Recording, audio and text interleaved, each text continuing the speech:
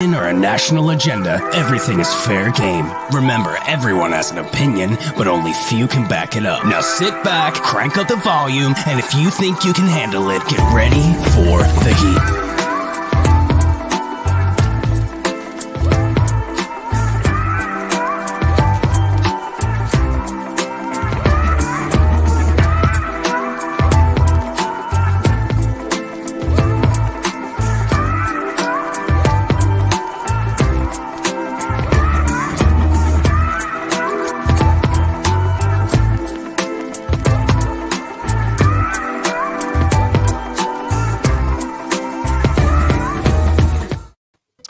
Good evening, everyone. This is Dan Old School Green. I am driving the bus tonight for Tony Jigsaw Cotillo. Tony has one of those unfortunate mandatory soccer meetings. Last night, we are usually at the wonderful Steam Pub in Upper Southampton. Go to Steam Pub, at Steam Pub. Best burgers, best wings, best flatbread pizza. You name it, they're the best at it. And they've got the real-time draft beer list tech. It's amazing. Anytime they tap a new beer, it goes right to social media. It's an amazing concept. That's actually a really cool concept. It really is. Yeah, that's a good way to attract some people. And with me tonight is Tech Money. He's one of our newest key members to the Heat Ratio Sports Network. Tech, tell the viewers about yourself, what you bring to our network, your background. Listen. This man is a sports genius, as you'll find out. Now, I'm humbled. I'm humbled that you introduced me that way. I think that's a little too much, but I appreciate that. A little bit about me: local area, grew up in South Jersey. Did some time in college. I went to LaSalle University, so I know a lot of local people like hearing that because it brings in some of that Big Five basketball talk, some of that old school Tom Gola and Lionel Simmons and all that history in there, and going down to the Palestra is something I like to do once a year. But a little bit about me. So graduated there in 2005. And the reason I bring this in is I think it's kind of why I got into some of the sports stuff. Graduated in 2005 with a management information systems degree. So it was just basically looking at data, I'll call it. Honestly, placed my first bet illegally the fall of my freshman year. And I'll always remember it because few reasons. It was a parlay, right? Because we all got to get rich. B, it was one with the Wizards with Michael Jordan on the team. And I believe it was Wizards and the Spurs. And I think what had happened was, one of the teams was getting blown out in the third quarter. They come back and win. And I'm just like thinking I'm the greatest because I hit a parlay. And then it took on some losing years because it's just college money. Always thinking you can bet against like the Miami Dolphins or the Jets and not understanding spreads and analytics. Just dibbling, dabbling with a little bit there, but that's what got the seeds planted. Fast forward to 2008, started getting pretty heavy and doing well. And then in 2012, got into DFS baseball at a very high stakes. And I think I got in the high stakes because I didn't understand risk management. So I started playing with in higher dollar contests, but at the same time, I won a few of them. So just put me in this caliber and networking with some people, which then in turn, I ended up losing all that because DFS wasn't my thing. I think I was just getting ahead of myself, but I learned a lot with analytics. And like I said, with my MIS background, I was able to watch baseball and realize what kind of data I was looking for. And if I could just find a database with that data, I can start pulling information and building strategies. And lo and behold, from 2014 and 15, 16, I ventured that into capping baseball very, very successfully. Started hitting some bumps last year, still did great. This year, very hard for me because I've been stubborn to some old strategies and systems. So I kind of gave up recently here in the last couple of weeks or two. Ended the season green, but if you're following me, last few wagers I took, I just went very heavy, sized up, and just said, you know what, if I spent 6-7 years or up to 10 years looking at data, I think I need to give it some respect the other way and build new strategies with the type of baseball we're watching. So a little bit of background. So local guy, love sports, played some sports as well. I guess I didn't get into that. We'll get to that later. But definitely, I like traveling the country to visit ballparks. And when I've been doing that, I get a really good idea of just kind of where we are in this area with sports. And a lot of people don't get to leave the area and kind of get to clear their head. And I think that's been a benefit for me, that I've been able to kind of look and see what other cities and organizations do, what their fan base is thinking. And they're different. They're different. So I think that's something I can bring to the table. But yeah, it's a little bit about me. I can ramble forever, but I'm really humbled to be a part of the team. So hopefully I can bring something forward and something helpful. Yeah, and real quick, when Tech gets back into it, he offers his services for free. He really knows his stuff. I was on a roll with him for quite a while there, and then, like he said, the roll ended. But he built me a nice little nest egg, so I'm cool with it. You know, you win some, you win most, you lose some. That's the way I look at it. So, Tech, we've got a lot going on. We've got the Sixers roller coaster ride known as their playoffs. We've got the Embiid. Was he shafted for MVP? We got the whole, what do we do with James Harden? Who is James Harden? So let's address the first topic. What are your thoughts on, was Embiid shafted for the MVP award? You are the statistical breakdown expert. What do your stats tell you? Was he shafted, or was Jokic deserving of the award? It's tough. I think it should have went to Embiid. And this is something I didn't dig into the analytics too much. I just feel that here's where it gets tough for me. A lot of times I think, and then maybe my opinion, when it comes to NBA MVP, it's also not just projected on that one player. It's almost kind of saying something about the team. Whether did the player carry the team, and it doesn't always mean that. And I just think with what the Sixers were going through all year, I know expectations were high in the city, in the area, and all over the NBA.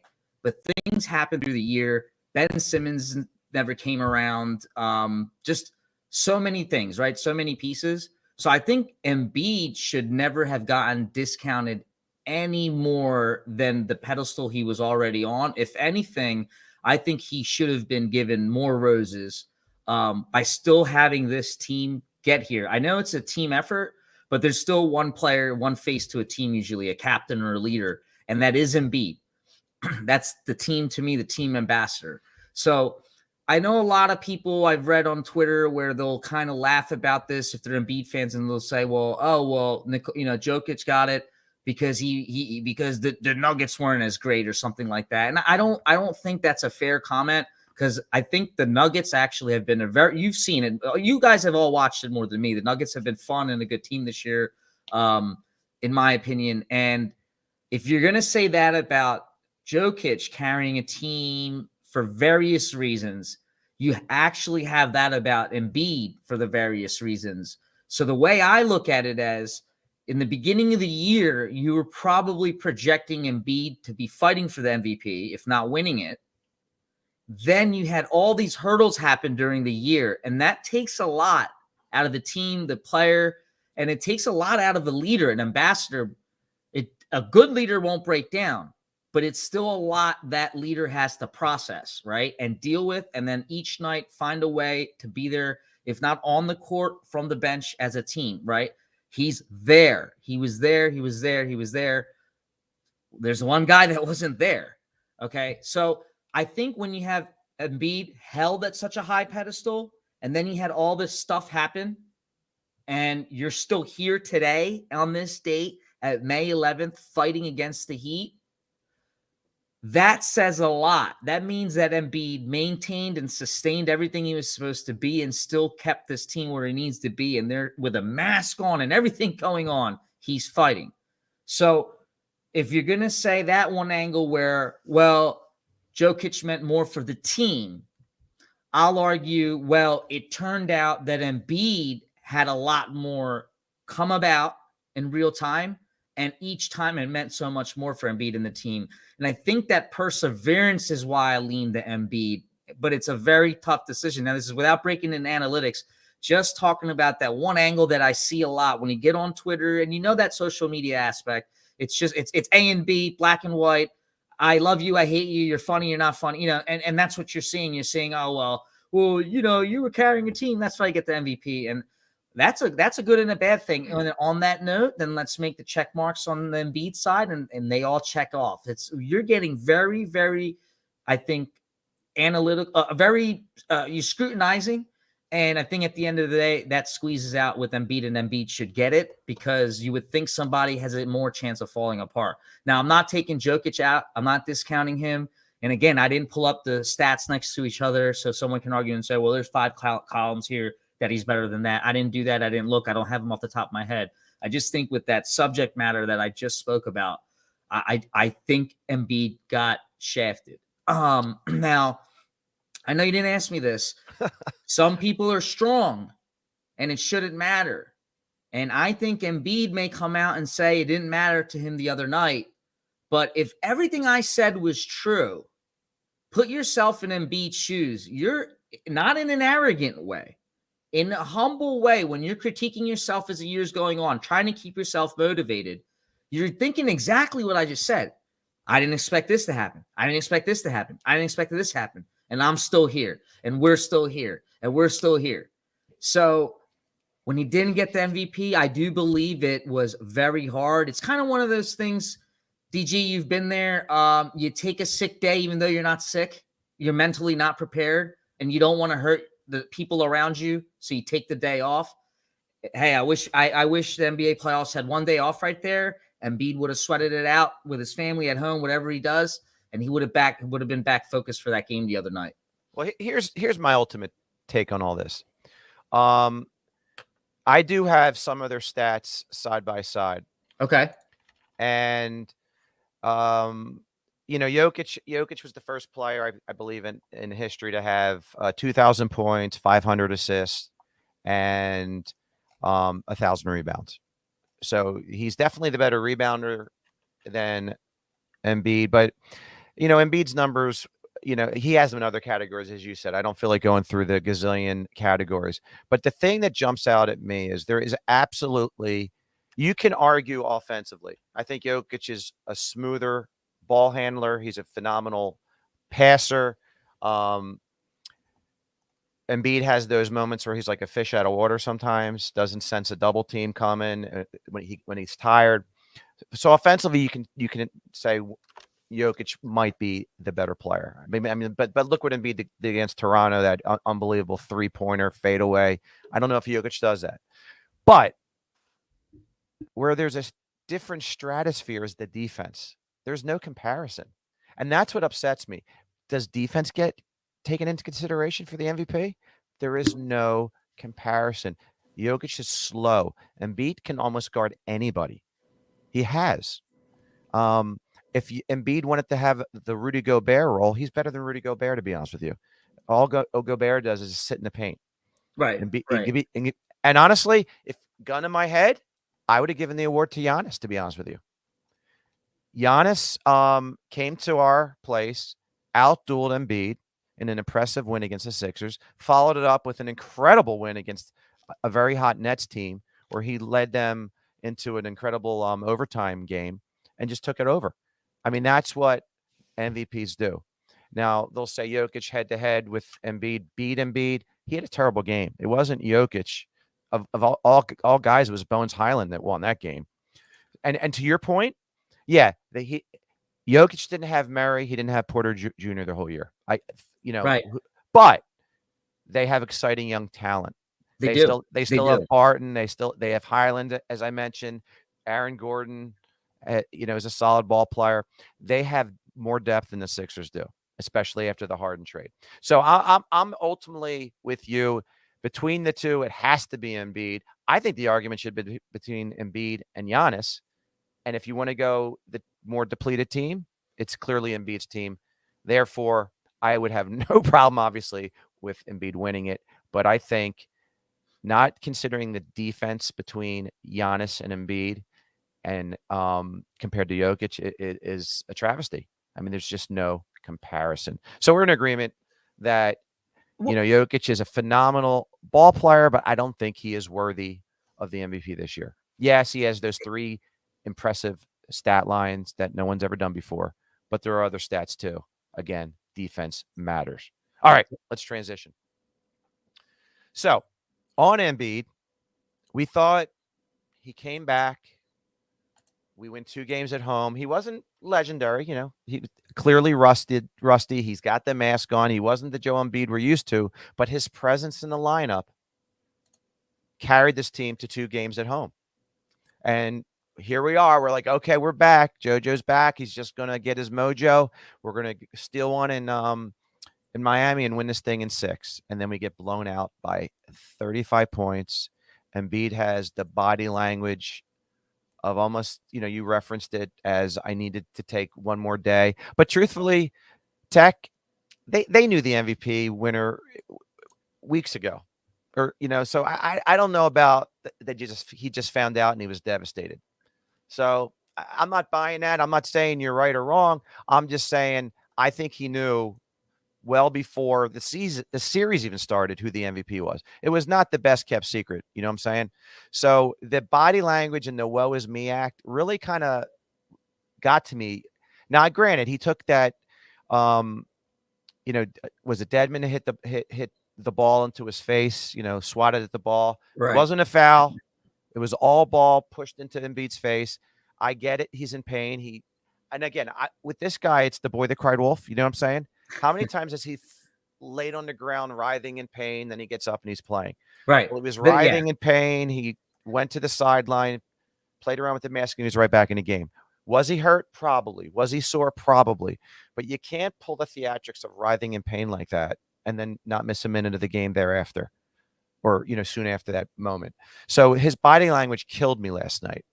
So so we go from savior to the woe is me act. What is your take?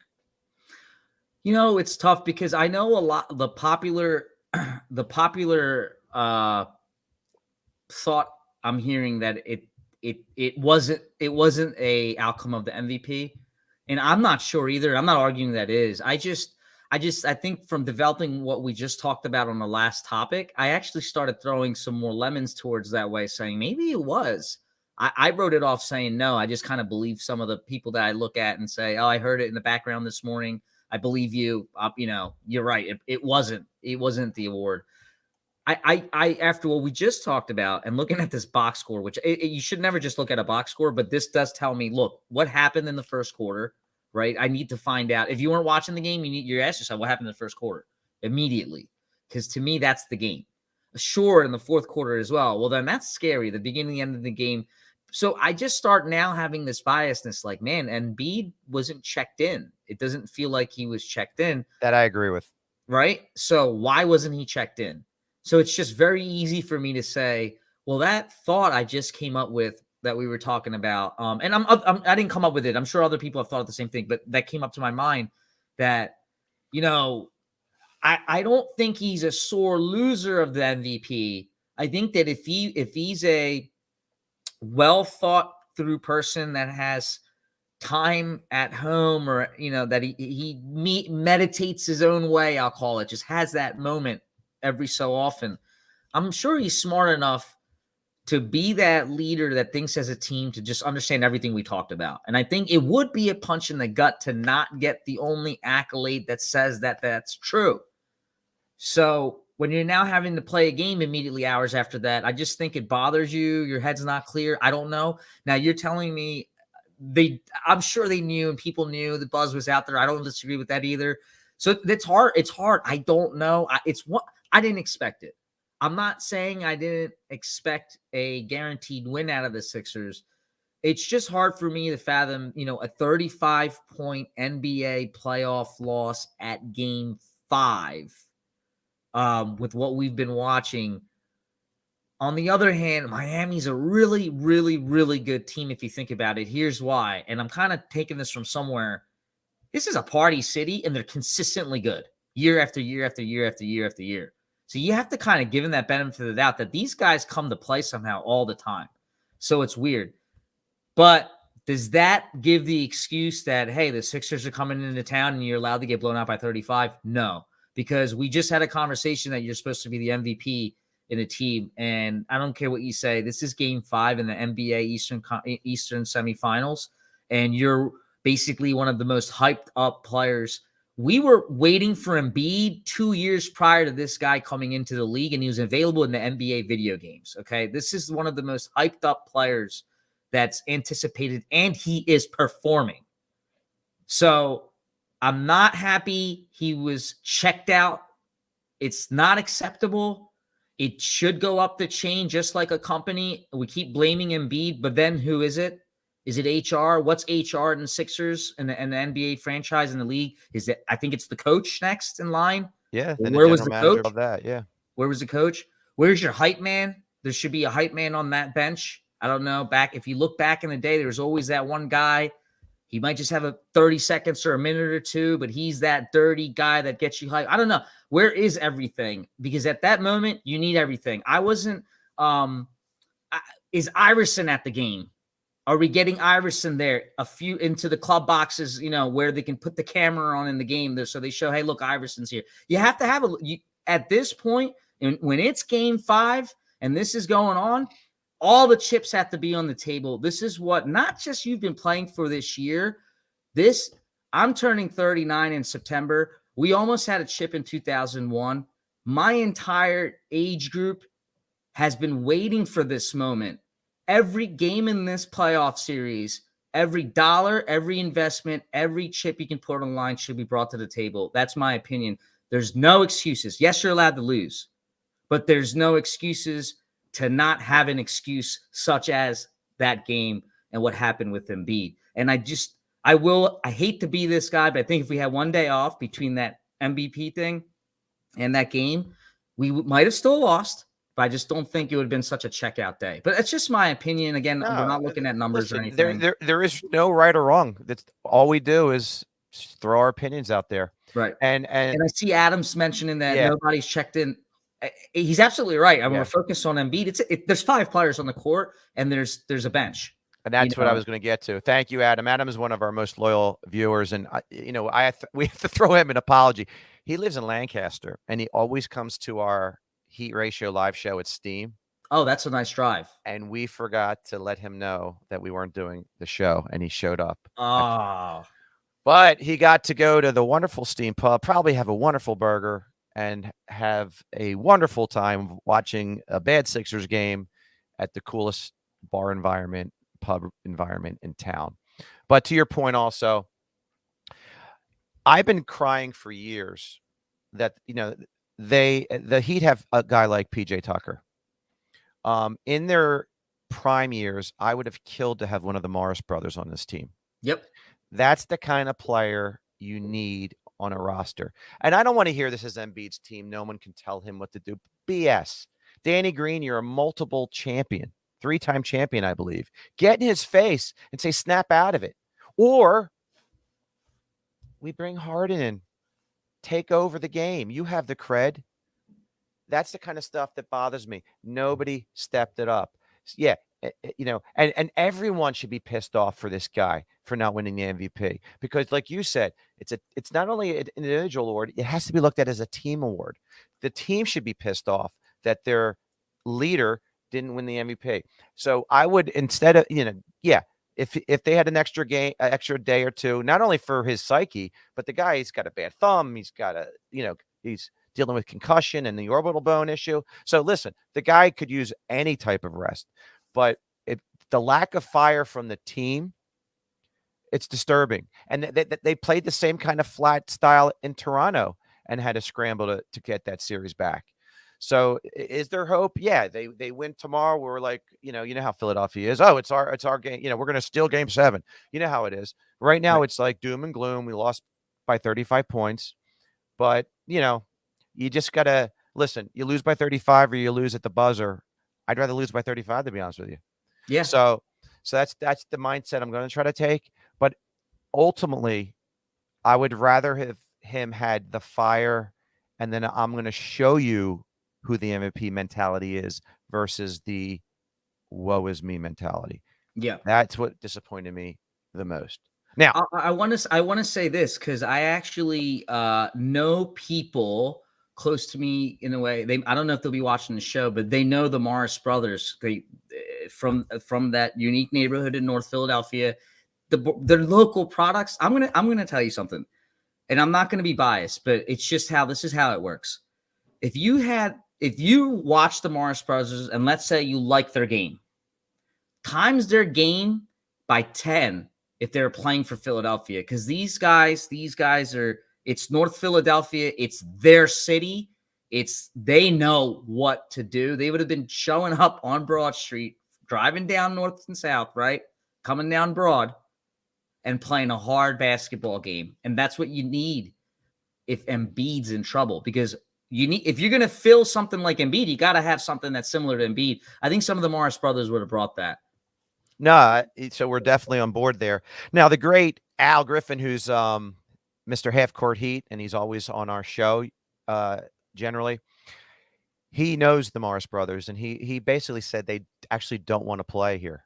So I was disappointed to hear that. And honestly, at this stage of their career, they would just be more or less glorified cheerleaders. Right. But yeah. Now I don't know about the opinion. I just gave my opinion of, I think they'd play hard for the city. Oh no, That's I agree. Probably very true. Yeah. Even if they didn't want to come here and somehow they got right. traded here, they would show up. They would. They would. But Yep. that's the kind of grit that this team needs. Yeah. And they have, at least from what I've noticed, they have good work ethic. That's critical. Yeah. And they would speak up in the locker room. Adam, Yes. again, if they win at home, it's going to be hard to win at Miami. Yeah, there's no doubt. There's no doubt. We now the fact that they got their serve back makes it hard to win again in Miami. Now, again, part and parcel to this whole season and the future of this franchise is we got rid of one horrible problem for maybe a potential other problem. I'm not upset that we made the Harden trade. Obviously, hindsight. I had the knowledge that he wasn't the same player that he used to be, and I think many people were fooling themselves that he was. Now, did I think he would be this disappointing?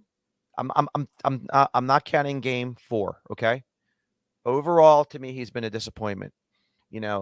Al knows more about basketball than I'll ever know, and Al is still tempering his disappointment. He still believes that there's something there. My thinking is this. I'm gonna read you some stats that you're probably aware of. This is just 3 years ago. You will never see this player. He got 31 points, and we're like, oh my God, he's back.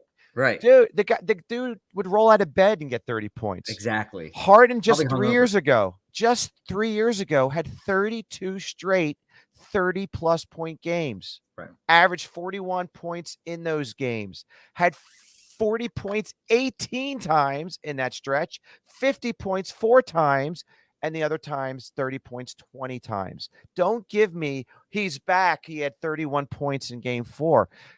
That's an aberration, in my opinion. I'm now worried about what this guy is going to do to our cap, our future. Is he gonna opt in and take $47 million from us? Is he going to do us a favor and maybe sign for 4 years and 80, knowing that his skill has depleted and he probably has more money than he'll ever need? My hunch says ego won't allow that. The players' union won't allow that.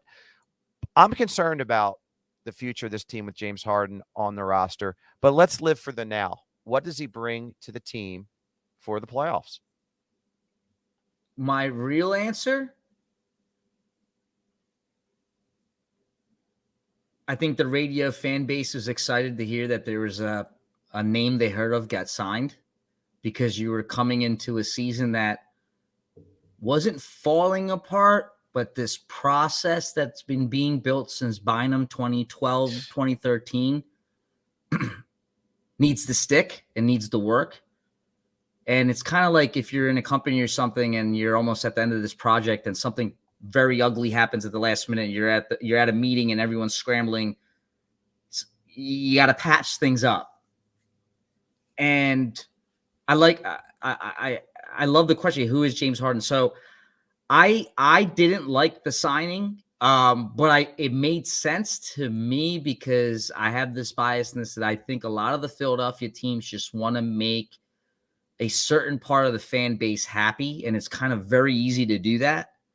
Bringing someone in like James Harden, he definitely does that. The person's out of shape. I think maybe 10, 15. I mean, look, I don't have all the data in front of me, but I just Maybe don't he's think playing injured. Could he be playing with a bad? he could be. I've had hamstring issues. You can't play with a bad hamstring. No, you can't. You can't. So that kind of Right. So makes there's me a think lot it's going on. The nonsense. NBA game changed a little bit. That does actually take away an angle he would generate offense with. It's a pretty big deal. I once laughed it off, but then when you start really watching it and breaking it down, because I like getting into analytics of baseball, right? So with that mindset, I started really slowing down the NBA game with Harden playing and with not playing in the old way and the new way. And I was like, this is basically a changed data set. And the data set's coming from this human named Harden. He is now not allowed to do something that generated X percentage points. So to me, I would never sign something like that because that means I don't know what I'm getting. Everything before was great. I'm not trying to negate the person, but I can't put a price to something I don't really know what type of machine it really is now for this new environment. And that's why I wasn't very hype on it. And it's easy for you guys can make fun of me and say, well, that's easy for you to say now, but I never liked it, but I totally understand it. Because we're on board. I'm the same way. I asked Al and Tony, I'm like, is he the same Harden? And they were optimistically yes. And my gut was telling me no. And again, those two know more about basketball than I'll ever know. But right. I remember 3 years ago, and I've seen him play lately, and it's just not the same. And real fast, I'm sorry to interrupt you. No. Last night, you and I were going back and forth on Twitter, or you responded to one of my tweets. So I put that when some teams look bad in the playoffs, you can just say it's a bad shooting night. When the Sixers look bad, it's just a total lack of athleticism. Now, Embiid's a freakish athlete at 7 feet, right? Maxey, ungodly athlete. Thibault is athletic, but he's not utilizing it in any way, shape, or form on the offensive end. And Harden he's not an athlete. You see some of these other teams, it's like they cycle guys off the bench. It's like they're clones of each other. So many athletes that I'm watching on the other teams, and we just lack athleticism. And if you're going to talk about this guy being your point guard of the future, building your team around him and Embiid, and we don't consider him an athlete, that scares me in today's NBA. Yeah. So, I think, again, we're not here to share the same brain, but so far we are. Yeah. And look, I don't know what the better answer was supposed to be at the time. I'm sure the team knew that they were dealing with this Simmons issue. They probably knew they weren't going to get an answer, and they had voids to fill. But look, I say this to a lot of people when I really hang out with them and I get them to calm down, because Philadelphia fans are very hyper and very passionate. And if you get them to calm down, you got to ask them, and you ask yourself, and all the Philadelphia teams all the time, at least for now, for many years, you look at each player and say, would this person be on another professional team? And some people might not be able to answer that because very clouded judgment, just very, very tunnel vision of being in the area, only listen to product and stuff from the area. But if you think you have the ability to kind of see outside the box, ask yourself, would some of these teams be on the other NBA team on their bench or not?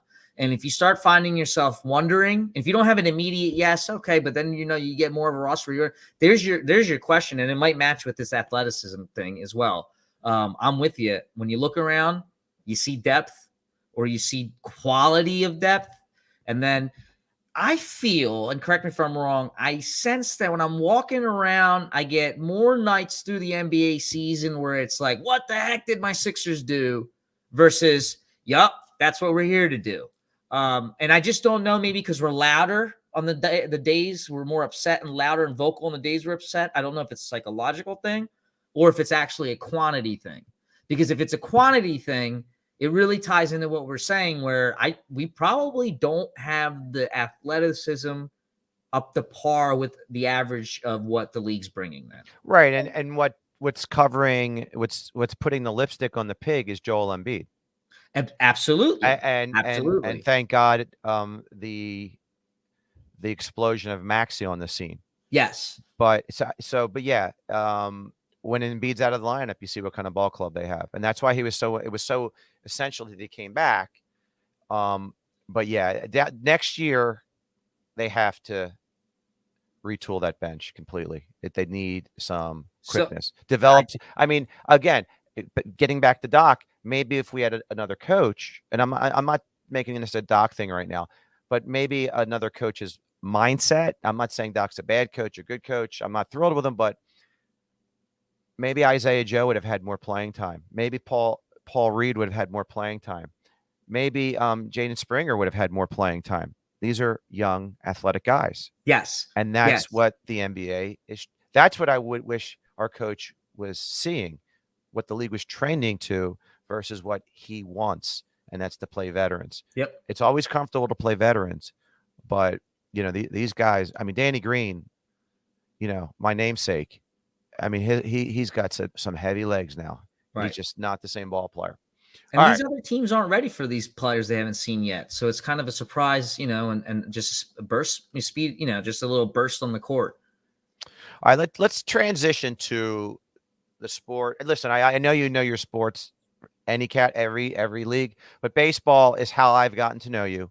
Yeah. So let's transition to baseball. I read recently where Phillies management mentioned that no decision on Girardi will be made until the season is over. Are we buying that tech? Are we buying that? I mean, listen to this. Listen to what just happened recently in a series against the Mets. You know, we did take 2 out of 3 versus Seattle, which we should have, but in the series against the Mets, we were no hit. We blew a 7-1 lead in the 9th inning, and we scored a whopping 3 total runs in a doubleheader and snuck one out 2-1. So, and we're 14-17, grouped with the rest of the NL East, 7 games behind the Mets. When will enough be enough with Girardi? Or do you really believe that they're just going to ride him out till the end of the year? I think they're going to ride him out till the end of the year. I don't know why I feel that way. Just it's still early in the year. We're about a month in, but if you're a Philadelphia Phillies fan, there's 2 teams that like really give us a hard time. It's the Mets and the Marlins, and we're just still, you know, what the way you just described that Mets series, that's unacceptable. It's just unacceptable. But I do think, back to the question, I think they're going to ride out Girardi to the end of the year, because I don't think they even came in with a backup plan just in case approach.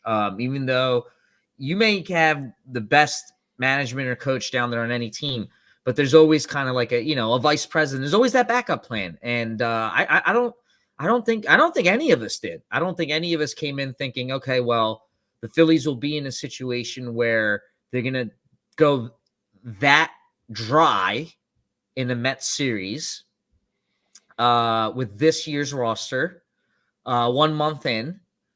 Definitely with a little bit better weather. At least, you know, I didn't check exactly what the weather was at the series, but I'm going to assume it was better than the first week. So let's say 1 month in. I don't think anybody was expecting in their right mind that we'd have to start thinking about what we're going to do with Girardi. Therefore, I don't think the organization at this moment's even thinking of a fast, a forward move with that. So that's where I would put my money, saying that he's going to ride out the year. Now, if things start getting even more uglier or stay consistently as ugly, well, we're still early in the year. We have another month to really think about this. And I know it sounds crazy, but a month puts you at June 11, and you still have then 3 weeks in June. You have all of July, all of August, and you still have time to fight it out. So I think right now they're going to ride it out with him, because probably they just don't know what else they could even do, even if there was a way to try to work it. And I don't mean that in a pessimistic way or anything. I just don't think even I would have came that ready. If someone said, "Would you go, 0-30?" Oh yeah, well, we'll need a new, upper management there, but you're not going to believe that that's going to happen, especially with this type of offense. So yeah, I think Girardi's going to ride it out. That's my opinion. If it gets very, very ugly, maybe there'll be some real talks brewing. Now, the time to have done it would have been getting no hit and then blowing that ninth inning lead against your rivals. That would have been the time to really make a statement. And, Dusty Watson would have been the logical interim type of guy. But listen, we were concerned with the pitching, the bullpen, and defense. And it's been the hitting that's been the problem. Obviously, the Mets game was the Mets game was the outlier. That's where the bullpen finally had a bad day. But their pitching has been pretty damn good this year. Defense hasn't been great, but their hitting, they haven't unleashed yet. So let's just hope that I've said this all year. Everything in sports is contagious, right? Everyone gets cold together, it seems like, and let's pray they get hot together. Charlie Manuel says summer is hitting season. Maybe that's what this team needs.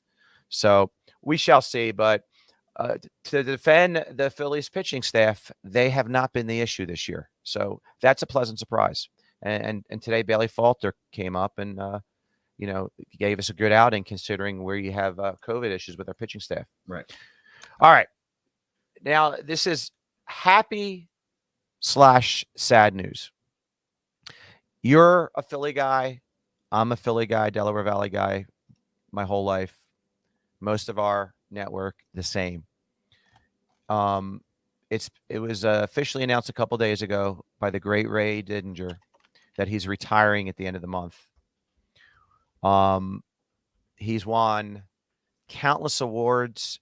He's an award-winning sports writer, author, film writer, playwright.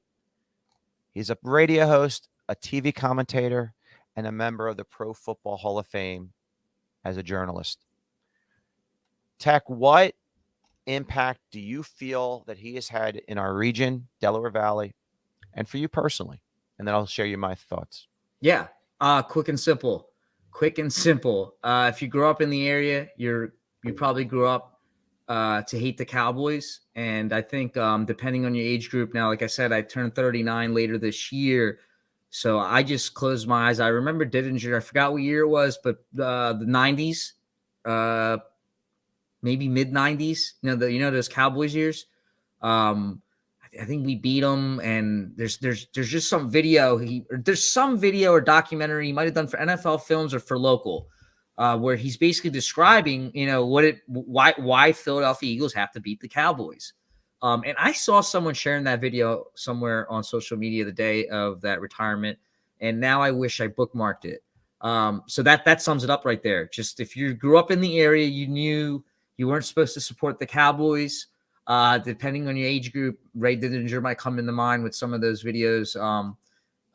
Just thinking of that, and you could do a special on Didinger and what he's done for the area and the sports, but I'll keep it at that. That I think that's a big impact. Just making sure that Philadelphia fans in this region knew what that rivalry meant.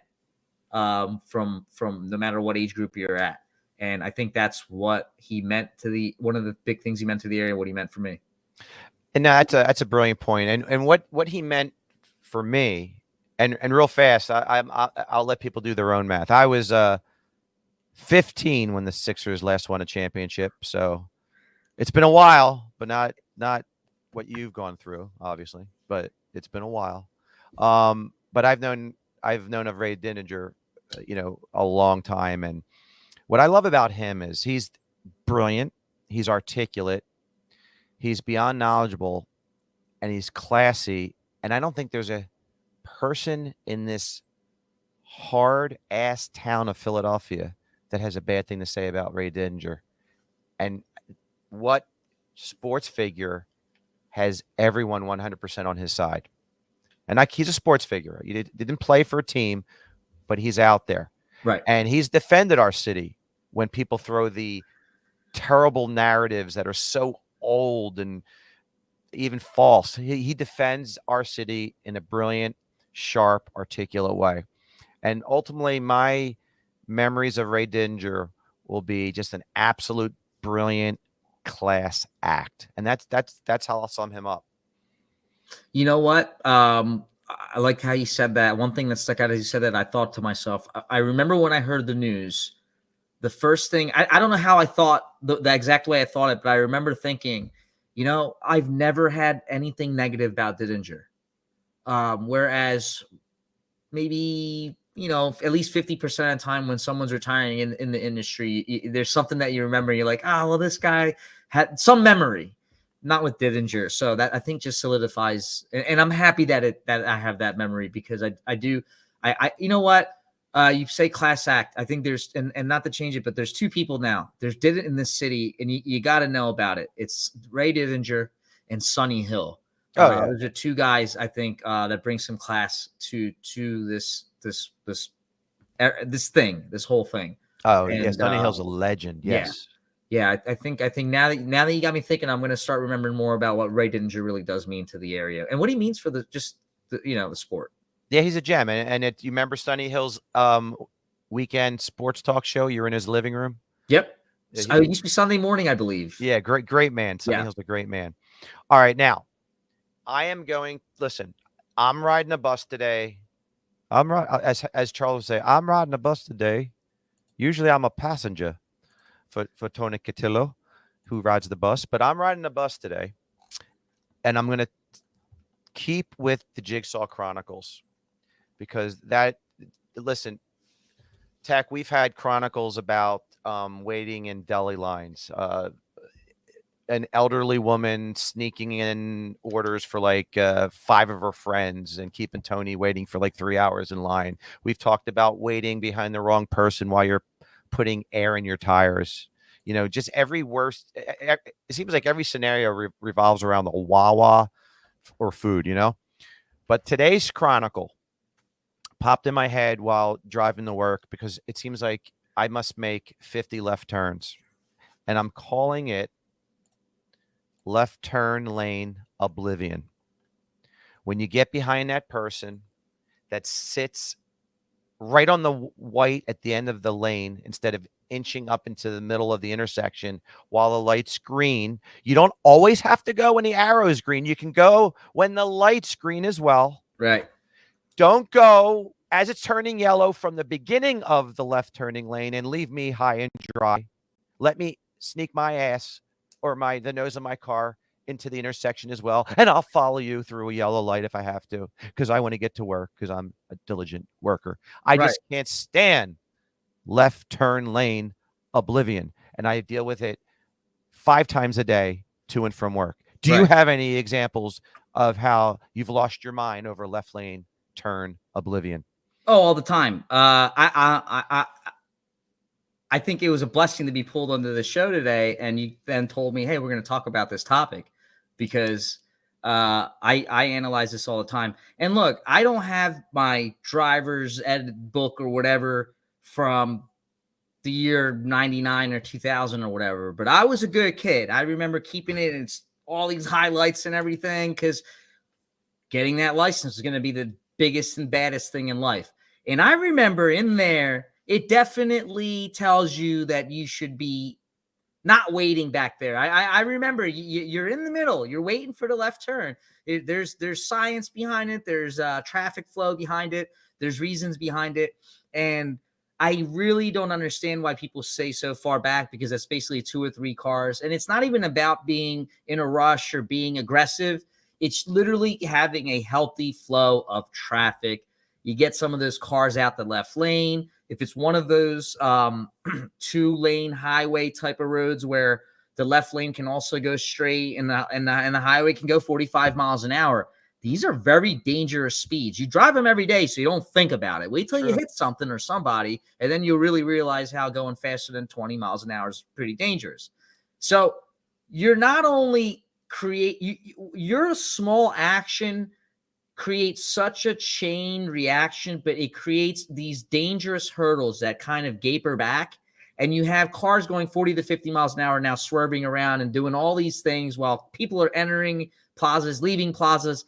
There's too many moving parts. So everybody has to do their best job to be that efficient driver and just getting up in that little middle spot. So when you have room to safely go, you go.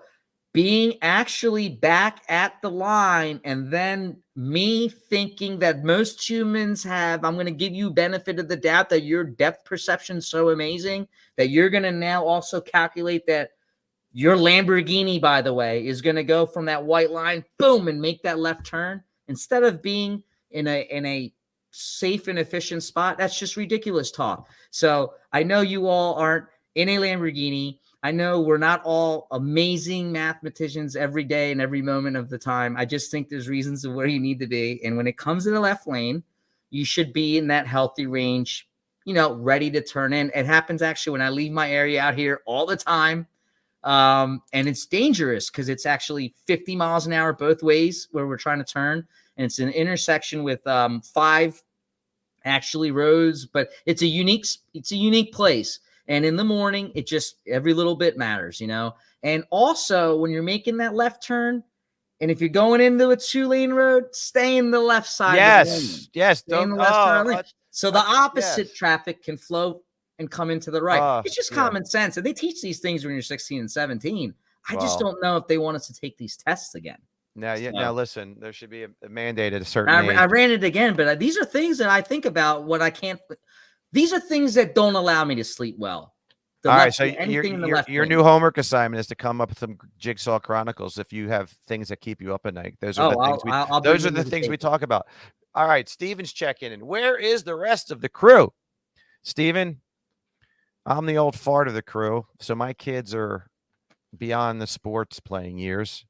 They're all coaching or they're at meetings. Honest to God, everyone's out. And Nick, the scout, started golfing. His golf league started tonight. So he's probably at the 19th hole right now. So, and yesterday, our normal time, it was Jigsaw's 19th wedding anniversary. So a happy anniversary to Cheryl and Tony Cotillo. So that's why we are doing it tonight. And listen, it's also a great way to introduce Tech to the world because he is our newest member of the Heat Ratio Sports Network. But Stephen, thank you for checking in. All right. The next segment of our show is brought to you by Prime Roofing. It's our trivia question. Please visit Prime Roofing at Prime Roof PA on Twitter or at primeroofingpa.com. They are an amazing roofing company, fair prices. They're educational. If you have any damage to your house via wind, they will bring appraisers with them. Working with an appraiser is huge, and they have appraisers that they utilize to help the homeowners, educate the homeowners, because the insurance companies will get you, and Prime Roofing will not let that happen. And again, they are very reasonably priced and fair. primeroofingpa.com. The trivia question. And we'll have to think of a prize. Come to Steam Pub, we'll give you a Prime Roofing shirt for the first person to text the answer in.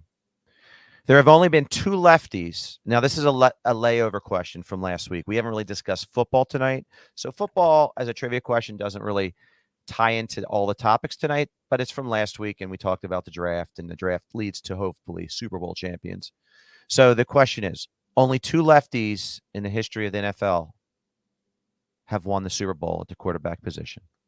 Only 2 lefties have won the Super Bowl at the quarterback position.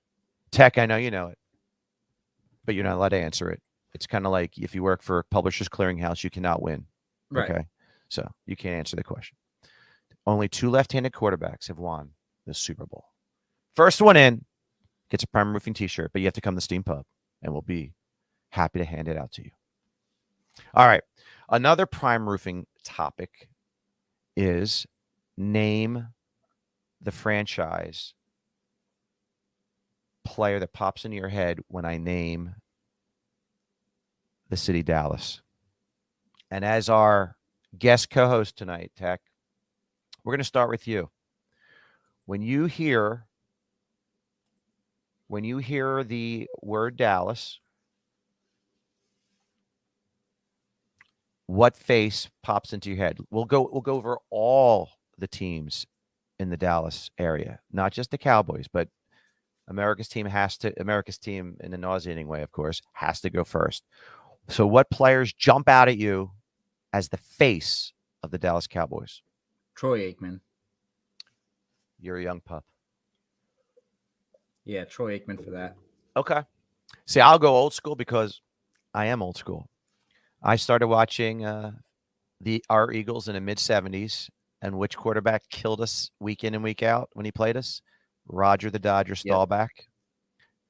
Tony Dorsett, Drew Pearson, Harvey Martin, Randy White, Everson Walls. I could go on and on.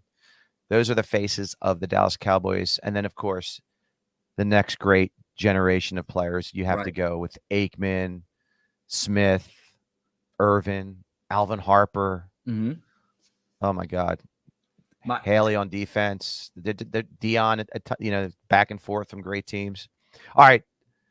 I'm going to have half the audience drop their jaws when I go with my Texas Rangers choices because, no one ever knows my players. So I say Texas Rangers. You say face of the franchise is. It doesn't make sense, but Nolan Ryan. No, it makes a lot of sense. Okay. Absolutely. Oh, my God. When I was growing up, it's like Nolan Ryan, and 46 years old, he threw a no hitter. My age group, he was with the Rangers. So those are the cards you're getting in your hand easily. So it's like Nolan Ryan on the Rangers. So that's what comes to my mind. That's an awesome choice. Now, when I started watching, the Phillies in the mid-'70s, 1976 was the year for Dan Old School. That's when everything. You remember the year when you were the kid where you understood everything about sports. You memorized every player on every team. Yeah. When I was I knew more when I was 10 than I do now. I'm not lying. Same here. The old you forget. I've forgotten more than anyone will know type of thing. But when I was a kid, I was a savant. So when I was a kid, it was baseball cards and maybe This Week in Baseball with Mel Allen. I don't know if you even remember that because you didn't get to there was no interleague play. And truthfully, I hate interleague play. I like only seeing the other league at the All-Star game or the World Series. I know what you mean. Yeah. So that I miss. But when I was a kid, the Rangers had the great Al Oliver. Mm-hmm. They had Richie Zisk, Buddy Bell, David Bell's father, and the Bob Boone of the Texas Rangers was Jim Sundberg, a great defensive catcher. And then if you go modern times, right away, my head thinks of Josh Hamilton and Juan Gonzalez. I was going to say Juan Gonzalez after Nolan Ryan. Yeah. I just remember Juan going, yeah. Gonzalez, that clip from ESPN. Yeah. It was Griffey, Bell, Gonzalez. Every year, 45 and 140 in RBIs. It was some hitters. The magic vitamins, of course, but everybody was on them. Yeah, those guys were just beasts. Hamilton overcame major addiction issues with the Reds, and then got a second reprieve and lit it up for a couple years with the Rangers. Now, let's talk about the Dallas Mavericks. Dirk Nowitzki. Yep. Got to go Dirk. And I'm old school. Yep. So my old school choice is Rolando Blackman. Okay. Now, somewhere Al's out there going, who? Because Al didn't know Otis Birdsong, which upset me. But Rolando Blackman, and you remember Detlef Schrempf, I believe, started his career with Dallas before moving on to Seattle. And the great Sam Perkins. So I could go on and on. Perkins. That's the name I was trying to remember. Yeah. I was like, there's one guy, old school. Yep, Sam Perkins. I remember. And an overlap with Dirk was the great Steve Nash, who played on a few teams. Yeah. Yes. Jason Kidd played with them. There's a lot of great. Yeah. It's funny. For me, definitely Dirk Nowitzki, and because he was coming into an era, where the bad boys were still there. All right. Still that 90s lingering around, and he. Like that new kid on the block. Oh, well, let's see if you'll keep doing good. And yeah, he did. Well, Dirk is the other player that the Sixers passed on when they drafted Larry Hughes. That's right. Paul Pierce and then Dirk. Right. Went after Larry Hughes. So I don't want to get upset. So let's move on. Are you a hockey guy? I know you are. Yes. We'll wrap up this segment and essentially this show with the Dallas Stars. Who Mike jumps Madonna. out at you? Yeah. And I'm old school, but I'm not old school because I'd have to go back to the Minnesota North Stars Yes. And your age range is the same as mine when it comes to when Dallas started. Right. It's Mike Modano, and the you got to go the whole Stanley Cup team. The key players were Modano, Hull, Zubov, and Eddie the Eagle Belfour. Right. Right. And I forgot all the stats now, but I just remember growing up, Modano being that U.S. born player was a big deal. Yeah. Because you're growing up loving all these players and they weren't American born. And then if you remember, as around 96 was coming around, you know, people in my age group were getting that World Cup hockey tournament they did here here in Philadelphia when they opened up that stadium, which was actually an event people should look up. It was so filled that even video camera announcers were on the rafters, like looking down, from what I've come to learn. But you then realize, as being a huge hockey fan and playing hockey with local kids, you're like, well, I like this guy, I like that guy. None of them were American. And then you come to realize, well, there's Mike Modano, and leading in some of these stats. So definitely I always just love watching Mike Modano. Now, that's a brilliant point. I mean, the golden years of American hockey really started after the famous Lake Placid 1980 team. That's what got hockey blown up in the United States. But the golden years were Modano, Jeremy Roenick, Tony Amante, and those guys, great American hockey players. Yes. So listen, on behalf of Tech Money, and I encourage you to check him out. Tech, again, share with us, your handle and how they can get your free plays periodically. Sure. Yeah. I'm on Twitter. It's at Tech Money, TEKMUNNEE. And from there, if I have a free play, you'll find it on there. And if I do a write-up or anything, you'll be able to navigate. I'll make it self-explanatory. If I have a write-up or a link, I'll point you to that. But that's where you'll find me, and that's where I'll have some content.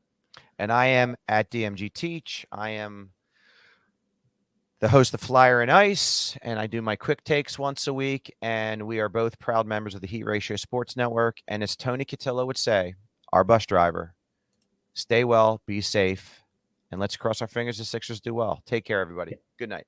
Good night.